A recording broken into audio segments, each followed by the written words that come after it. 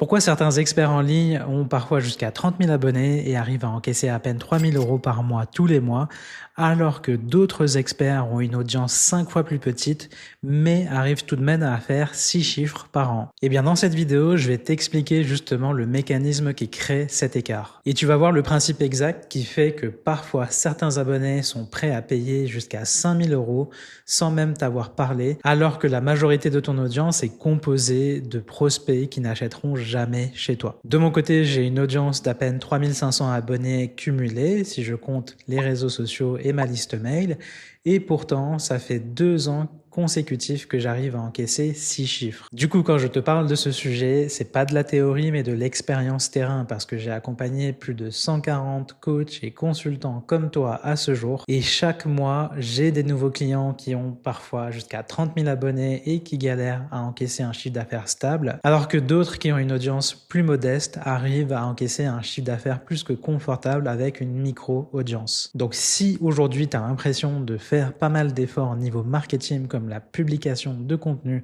mais que ça ne paye pas, alors il faut que tu regardes cette vidéo jusqu'au bout. Mais avant même de voir ce que tu dois faire pour changer ça, il faut que tu comprennes pourquoi ça se passe ainsi. Alors pourquoi est-ce que ça arrive? Parce que pour moi, il y a une croyance qui est répandue, c'est que la plupart pensent que plus d'abonnés est égal à plus d'argent. Et en théorie, c'est plus ou moins logique en fait. Plus tu as de monde qui te voit, plus tu as de chances de vendre. Sauf qu'en fait, la visibilité et la conversion, ça va rarement de pair. C'est pas parce que tu as une grande visibilité que tu vas beaucoup convertir. Et je le vois à chaque fois que j'audite des clients qui ont différents niveaux d'audience. Ceux qui ont une grosse audience ont optimisé leur visibilité. Ils travaillent à fond leurs accroches, donc leurs hooks, les formats viraux, le volume, etc. Du coup, ils ont développé un muscle qui est complètement différent de celui qui est de signer des clients à plusieurs milliers d'euros. Ce sont deux compétences complètement différentes. Et dans les faits, en fait, l'écart est brutal pour moi. Donc, comme je te l'ai dit plus tôt, j'ai parfois des clients ou même des connaissances qui ont 30 000, parfois 50 000 abonnés et qui plafonnent à 4 000 € par mois. Et encore, 4 000 € par mois, je suis assez gentil. Parfois, ça peut même être 1 500 € par mois. Et par contre, j'ai d'autres personnes que je connais, dont moi-même, où on va avoir une audience plus modeste, plus qualifiée, entre 2000, 3000 abonnés, parfois 5000, et on va faire des mois régulièrement entre 10 000 et 20 000 €. Donc attention, je ne suis pas en train de dire que l'audience, ça ne compte pas, c'est juste que la visibilité à elle seule ne suffit pas. Du coup, il faut se poser une question essentielle. Si tu veux faire tes premières années à 6 chiffres ou stabiliser 6 chiffres encaissés chaque année, tu as besoin de combien de clients en vrai? En fait, c'est beaucoup moins abstrait que ça en a l'air. Imaginons que tu vendes une offre à 2000 € et que tu as 4 clients par mois que tu signes, tu vas générer 8 000 € par mois, ce qui nous fait 100 000 € par an. Je te laisserai adapter le calcul à l'offre que tu vends actuellement avec ton tarif, ou en tout cas, tu peux te projeter avec des chiffres avec une offre à plusieurs milliers d'euros. Quand on le voit comme ça, c'est assez simple. Il te faut 4 clients par mois. Imaginons que tu gères bien tes appels. En moyenne, tu convertis un appel sur 2. Ça veut dire qu'il te faudra 8 appels par mois, donc 2 par semaine. Et si tu gères bien ton acquisition, tu peux facilement avoir 2 appels par semaine. Par exemple, j'ai une cliente qui a seulement 3000 abonnés sur Instagram et qui investit seulement 500 € par mois sur la publicité et qui arrive facilement à avoir ses 8 à 9 appels par mois pour en closer entre 2 et 3. Et aujourd'hui, elle arrive à encaisser en moyenne entre 8 000 et 11 000 € par mois. Ce qui prouve que tu n'as absolument pas besoin de 10 000, 20 000 ou 30 000 abonnés pour faire ces chiffres-là. Donc maintenant qu'on a vu qu'en termes de maths, c'est réalisable, il faut comprendre que le problème est encore plus nuancé. Parce que les personnes dans ta niche et dans ton audience ne se ressemblent pas tous. Donc la question qui se pose maintenant, c'est qui dans ton audience est vraiment prêt à payer une offre à plusieurs milliers d'euros? Je me suis basé sur mon expérience et j'ai cartographié 3 profils que je vois le plus souvent. Le premier profil, c'est un profil très passif que tu connais sûrement bien. C'est le genre de profil qui va régulièrement commenter tes publications, qui va potentiellement réagir ou poser une question en message privé, qui consomme chacun de tes contenus souvent passivement sans jamais réagir ou commenter, sauf qu'il a toujours une raison de ne pas acheter. En fait, le problème ici en termes de psychologie, c'est que le gratuit lui donne l'impression d'avancer sans avoir à prendre de décisions inconfortables. Et ça se produit souvent quand tu produis du contenu de valeur, parce qu'on t'a dit souvent partage de la valeur, c'est comme ça que tu vas vendre. Mais en fait, c'est là où tu crées le plus souvent une audience qui est peuplée majoritairement de ce premier profil qui se contente de la valeur de ce que tu partages parce que ça lui donne l'impression d'avancer. Et en fait, ça crée aussi un comportement où en fait, passer à l'acte d'achat, c'est une décision trop inconfortable pour elle. Et généralement, si elle a un problème, elle préfère l'éviter. Et du coup, prendre une décision de réserver un appel avec toi ou d'acheter, c'est reconnaître un problème qu'il préfère éviter. Et peu importe la qualité de ton contenu, il n'achètera probablement jamais, sauf si tu intègre quelques éléments que je vais te partager plus tard dans cette vidéo. Le deuxième profil, il est un petit peu différent parce que maintenant, il sait qu'il a un problème, mais il ne sait pas encore comment le régler. Donc c'est un profil qui va hésiter, qui va comparer différentes offres, différentes solutions sur le marché et va suivre plusieurs personnes en même temps. Souvent, c'est un profil qui, quand il décide d'acheter ou de se renseigner sur le produit, va réserver un appel avec plusieurs experts de ton marché. Et qu'est-ce qui fait justement qu'il va décider de réserver un appel et d'acheter? C'est qu'un jour, il y a quelque chose qui fait sens pour lui, un contenu, un email qu'il lit, une phrase dans ton email qui va créer un déclic. Et le problème, c'est que parfois, ça peut prendre 6 mois, comme ça peut prendre 18 mois de créer ce déclic-là. Et pour moi, ce profil-là représente la majorité de tes futurs clients. Ils sont déjà potentiellement dans ton audience, c'est juste qu'ils n'arrivent pas à avoir un déclic assez vite pour prendre un rendez-vous avec toi ou acheter. Et le troisième profil, c'est un profil qui arrive déjà chaud ou que tu as réussi à faire maturer assez longtemps. Donc c'est un profil qui va potentiellement regarder 2 ou 3 de tes vidéos en quelques jours. Il a déjà identifié son problème, la solution qui lui correspond. Et du coup, l'appel de découverte, c'est juste une confirmation pour lui.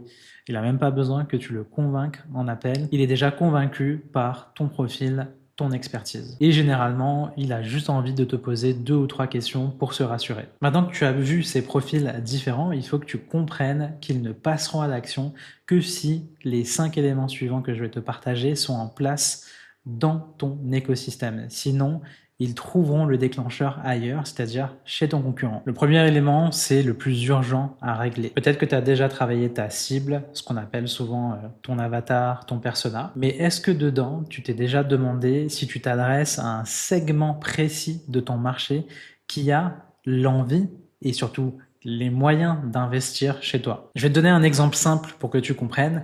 Imaginons que tu es un coach en parentalité et que tu t'adresses aux mamans. Et peut-être que tu formules un petit peu ton positionnement ou ta solution comme ça, c'est-à-dire que tu vas dire j'aide les mamans dépassées à régler les problèmes à la maison pour qu'il n'y ait plus de cris.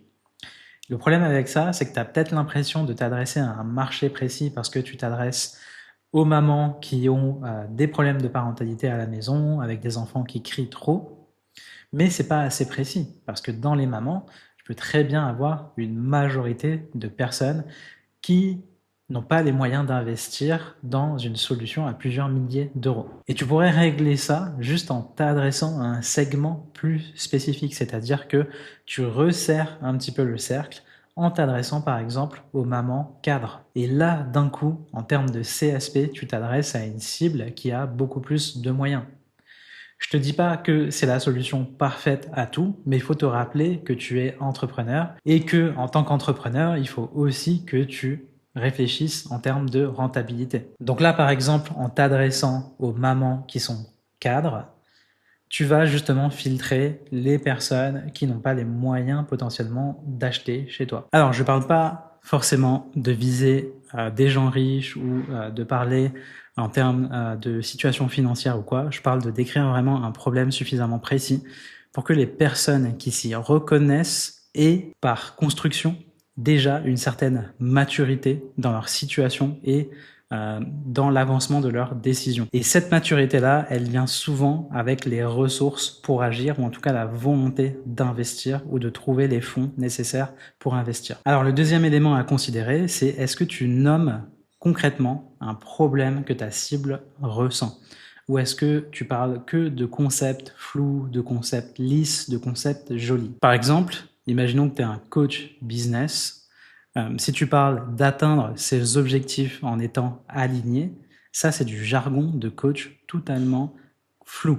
En fait, personne ne pense ça en vrai. Personne ne se lève le matin en se disant « Ah, je souhaite être aligné aujourd'hui ». Par contre, si tu parles de signer plus de clients tous les mois sans se transformer en commercial qui force, là, ça nomme une peur réel et un objectif concret. Le test que tu peux faire avec ton réseau social, c'est de te demander, ok, si un prospect arrive sur ma page, est-ce qu'il se reconnaît sans effort ou est-ce que c'est flou pour lui?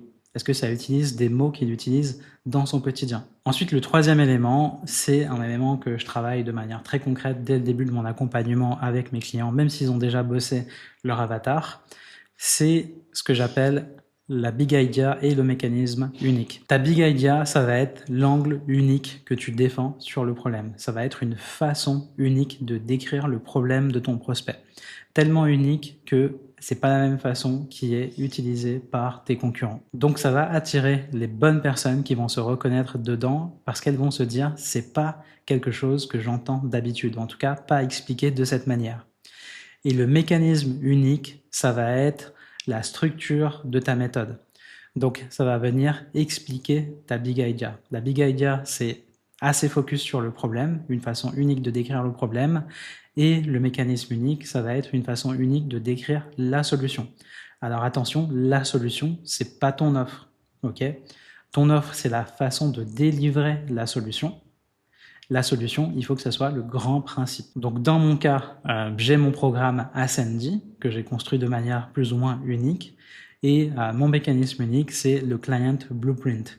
Si tu veux voir à quoi ça ressemble, jette un œil sur la description. Quand tu as fini de regarder cette vidéo, tu verras une étude de cas où je te montre mon mécanisme à travers 3 études de cas de clients. Ici, les deux marchent ensemble.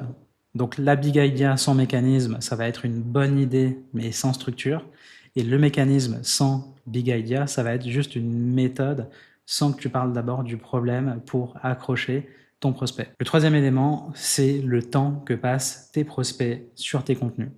Et ici, je pense qu'il y a une grosse fausse croyance qui a été véhiculée par des coachs LinkedIn, des coachs Insta qui te bombardent sans cesse qu'il faut que tu construises une audience organique, mais seulement sur des canaux courts, c'est-à-dire Instagram, LinkedIn, TikTok ou autre. Le problème avec ça, c'est que un Reels sur Instagram, par exemple, ou une micro-vidéo sur n'importe quel réseau social, ça crée seulement 30 secondes d'attention.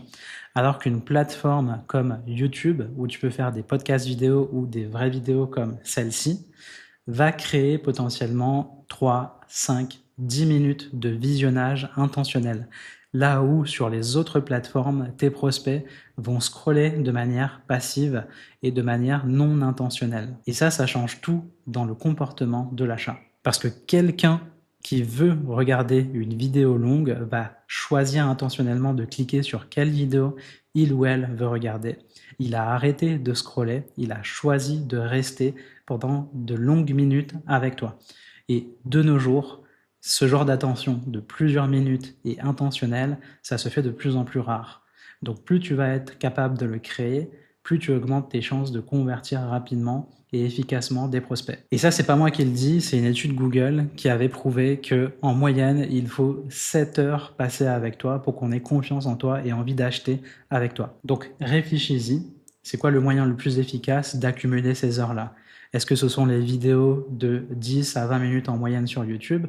Ou est-ce que ce sont les Reels où tu vas créer potentiellement 15 à 30 secondes d'attention seulement? Maintenant que tu as compris ça, tu vas peut-être te dire, ok, il me suffit de créer des contenus longs, mais non en fait, parce que c'est encore plus nuancé que ça. Créer du contenu ne suffit pas si tu ne comprends pas ça. Parce que le 5e élément, c'est ce que tu mets dans ces contenus pour qu'on ait envie d'avoir confiance en toi et surtout qu'on s'attache à toi, qu'on t'apprécie. Donc ce qui te différencie quand 2 méthodes se ressemblent sur ton marché, c'est toi, tes valeurs, ton histoire, tes anecdotes, tes choix. Ça fait partie aussi de pourquoi on achète chez toi. Ça fait partie de l'offre. Parce que tes prospects aujourd'hui sur ton marché n'achètent pas juste une méthode, ils achètent aussi la personne derrière. Et aujourd'hui, à l'ère de l'IA, où on a de plus en plus de contenu fade et de formation en autonomie complètement fade et qui n'apporte aucune valeur, aucune transformation, c'est l'humain qui est derrière qui va compter beaucoup plus. Pour savoir ces éléments-là qui te rendent unique, il suffit d'aller demander à tes clients existants. Tu leur demandes juste pourquoi ils ont acheté chez toi. Qu'est-ce qui a créé de la différence versus les autres solutions sur le marché. Et une fois que tu as identifié ces éléments-là, tu vas pouvoir les saupoudrer dans chacun de tes contenus. Tu as maintenant le diagnostic complet, mais en fait, comprendre pourquoi ça marche pas, c'est bien, mais ça suffit pas.